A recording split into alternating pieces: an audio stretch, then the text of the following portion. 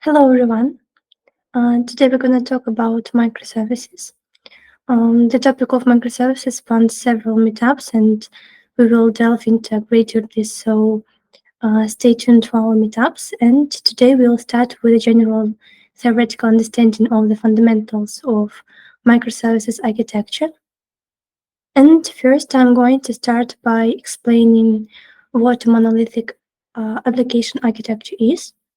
What were some of the challenges of monolithic architecture, why the industry moved slowly towards the microservices architecture. Then we will see best practices, benefits, and how the communication between microservices actually works.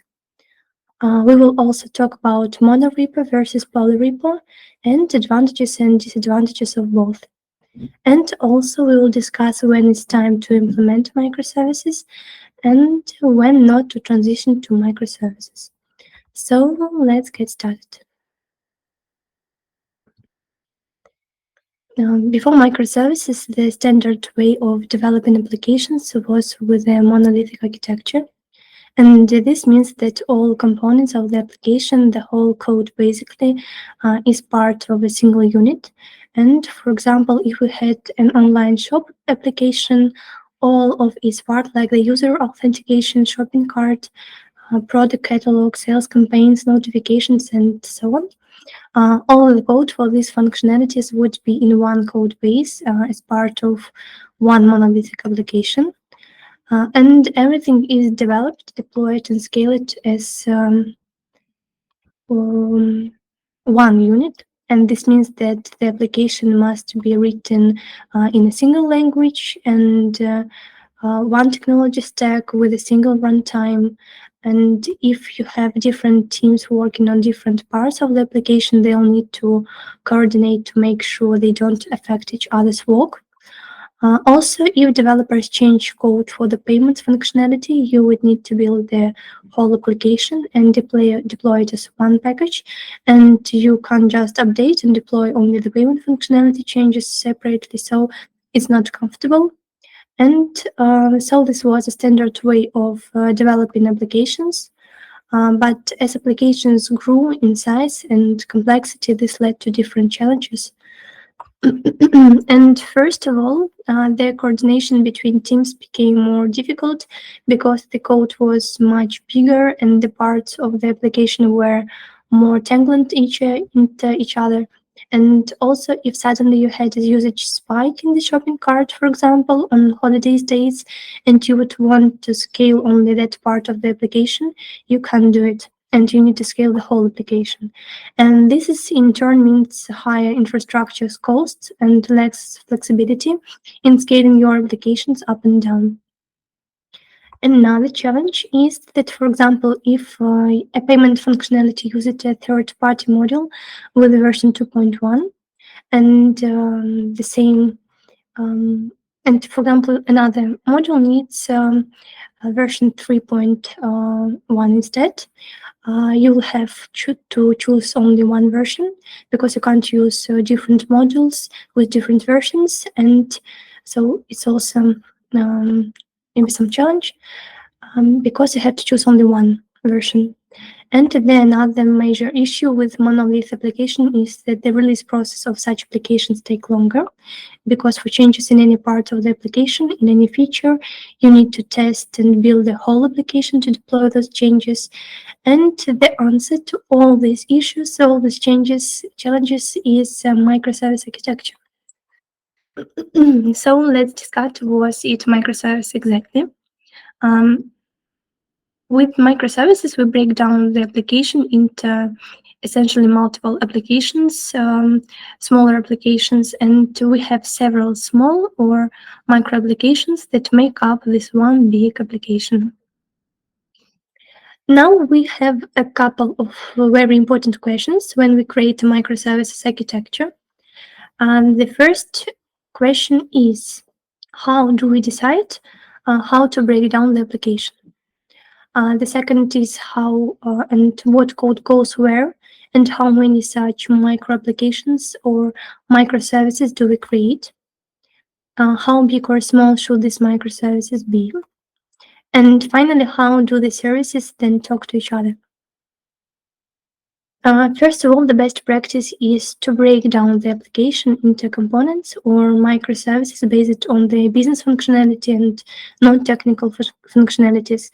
So we should come from business point, how to divide the monolith application into microservices. And so the microservices of an online shop application, for example, will be divided into several microservices or several little applications like products, shopping cart, user accounts, checkout, and so on, because all of these are basically business features. And in terms of each microservice, must do just one isolated thing. So you should have a microservice that is responsible for shopping cart logic and the checkout. You should also strive to keep one service doing one specific job. And a very important characteristic of each microservice is that they should be self-contained and independent from each other. This means that each service must be able to be developed, deployed, and scaled separately without any tied dependencies and on any other services, and even though they are part of the same application. And this is called losing coupling. So with this best practice approach, if you change something in the payment service, you will only build and deploy the payment service. Nothing else will be affected. And this means that the services have their own individual versions, which are not dependent on others. So if I release one service, I don't need to release any other service. So the release cycle has to be completely independent. Now, if these services are isolated and self-contained, how do they connect to each other? Because obviously the payment service will need something from the user account to process the payment, or the checkout service will need something from the shopping cart, so they have to communicate. And a very common way for microservice communication is using API calls. So each service has an endpoint on which it accepts requests from other services. So services can talk to each other by sending each other HTTP requests on these endpoints. And this is a synchronous communication where one service sends a request to another service and waits for the response. So the user account service can send an HTTP request to the payment service and its API endpoint, and vice versa. Another common way of communication between microservices is using a message broker with asynchronous communication. Here, services will send message first to the intermediary message service or brokers, for example, such as RabbitMQ, Kafka, or ActiveMQ, for example, and then the message broker will forward the message to the respective service. So again, the user account will send the message to the broker saying, please pass this message on the payment service, and the message broker will then forward that message to the payment service. And the third way of communication between microservices, which is becoming pretty popular, especially in the field of Kubernetes, is using a service mesh. With a service mesh, you have kind of a helper service which takes over the complete communication logic. So you don't have to code this logic into the microservices and have this communication logic kind of delegated to this external service. So there are different communication options, and since the services are all isolated and talk to each other with API calls or using additional services, you can even develop each service with a different programming language. And you can have a dedicated team for each service that can choose their own technology stack and work on their service without affecting or being affected by other service teams. And this is exactly the most important advantage of microservices architecture compared to the monolith. Another main advantage of microservice architecture is the improvement of availability and resilience. When a monolith fails, it completely stops working, and in an application with a microservices architecture, only a specific part stops working. For example, in an online store, the shopping cart may break, but customers can continue using their catalog, adding items to their favorites, and so on without any issues. Another advantage is increasing the reliability. Let's say a novice developer deploys untested changes to production. In the case of monolith, everything will fail at once. But with a microservice, only a specific section of the system will break, while the rest will continue to work. So it's good. It's also important that complexity and failure risk are localized in an application with microservices architecture, and system performance can be scaled horizontally. The components or nodes are autonomous, making them easier to test. And how a common knows it's time to implement microservices. How a company knows when it's time to um, stop using monolith architecture and to move to microservices architecture. Broadly speaking, there are two approaches to application development. The first is when a mature company with an experienced architecture and development team decides to build a service that can handle high loads. In this case, they already understand that the monolith won't meet the requirements and a different architectural approach is needed. Examples of such companies are Mail.ru, ВКонтакте, Одноклассники, and when they plan new products, they already know how they will build them. But there is another approach when there is a need to quickly build and release something to start delivering features to users. And in this case, we have to find some quick solution, and we don't know if the project will succeed or not. So building microservices right away would be over-engineering. So usually they wait for the first results and then make architectural decisions whether to move to microservice architecture or not. So let's go back to science. What science tell us that it's time to implement a microservices architecture? The first sign is increased load. Because every monolith, for example, every monolith has a scaling limit because it runs on a single machine. Of course, you can buy more machines, but this option is not infinite and can be costly because the cost of scaling is not linear and ultimately it reaches a limit. For example, a processor that is twice as powerful will cost not twice, but 4 times as much. The second sign is system growth.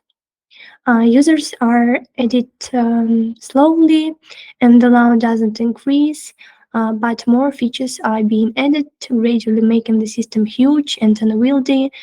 So technical debt accumulates, the code base grows, and it becomes more difficult to add new features without breaking anything.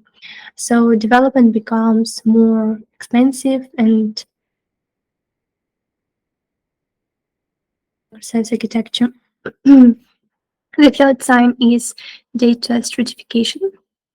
There is a module for which access needs to be faster than for others. For example, if an online store, we want fast access to popular products, and in order to make we can't make fast access to all data because it's too expensive, and instead we can create a separate microservice for popular products, and it will be built using different technologies and allow for fast access. And the fourth sign is emergency of new tasks.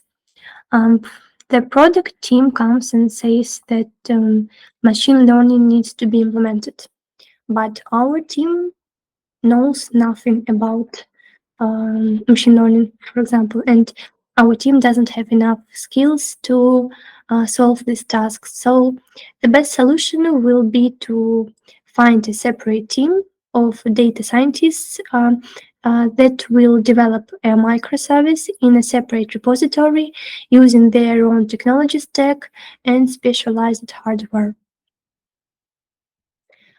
And how to transition to microservices. The process of dividing a whole application into separate components is quite complex. No one will give you the time to break down the monolith and then design a microservices architecture because it contradicts to business requirements, and the separation should be seamless for users and should occur in several stages where the monolith is still functioning and data gradually migrates to microservices. So we have to go from step to step, and there are no specific academic approach to breaking down a monolith. And it depends on the system's characteristics and the tasks at hand. Let's assume that we want to separate the subscription system in the monolith.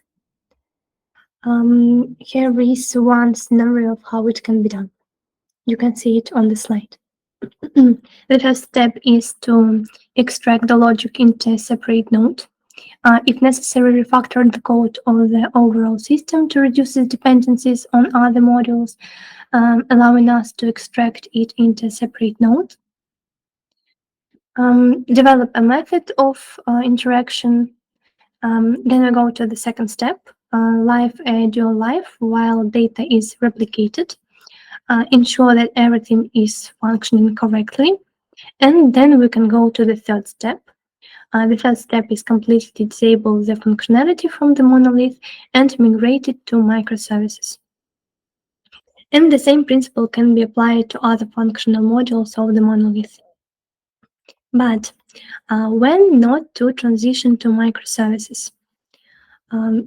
Microservices architecture undoubtedly has its advantages, but it's not a one-size-fits-all solutions for every case. So we have to think whether it's a good solution for us or not. And there are situations where migrating to microservices may not be the optimal choice for your project. And here are some key factors to consider.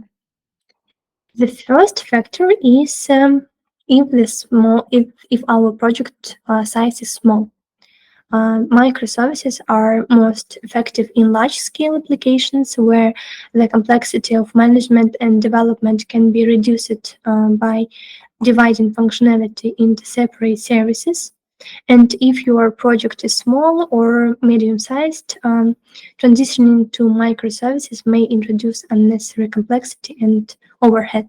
So if our project is small, we don't need to transition to microservices.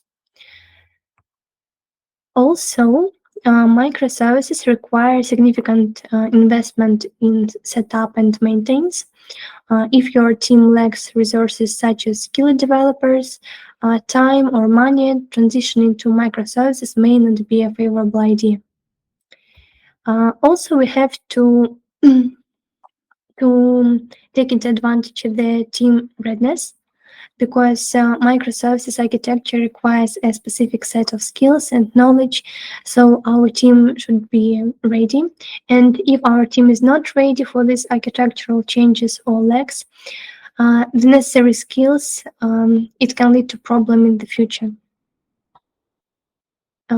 Also, stability of current architecture. Sure, if our current monolithic project is functioning well, stable, and meets business requirements, transitioning to microservice may be unnecessary and even risky. So if we have an application that works quite well, we don't have to move to microservices. Also, tight coupling of components. If the functional components of your application are tightly coupled and cannot be easily isolated, transitioning to microservices may require significant code and architectural restructuring. And also, if We need a quick start. If we need a quick line, if we need to launch the project quickly and start receiving user feedbacks quickly, microservices may slow down this process because monolithic architecture usually allow for a faster time to market, and they are more quickly to be developed. So in conclusion, it's important to understand that microservices are a tool, not a goal. And before making a decision to transition to microservices, a thorough analysis should be conducted, considering the factors mentioned above and the specific characteristics of your projects. And of course, it's worth remembering that any architectural choice is always a compromise. Depending on specific circumstances and risk readiness, companies choose different migration strategies, and the Big Bang approach involves a complete and simultaneous rebuild of the entire application into microservices, which can be quickly but risky. And on the other hand, gradual transition allows for risk mitigation but can take a significant amount of time. So the choice between these two approaches largely depends on the business specifics and the current state of the application. I hope this overview gives you a good common understanding of microservice architecture. Stay with us. In the next videos, we are going to talk about patterns of microservices development, and we'll look through API gateway, circuit breaker, and other patterns that simplify the work with microservices. So this is all from my side. Thank you for your attention. See you soon.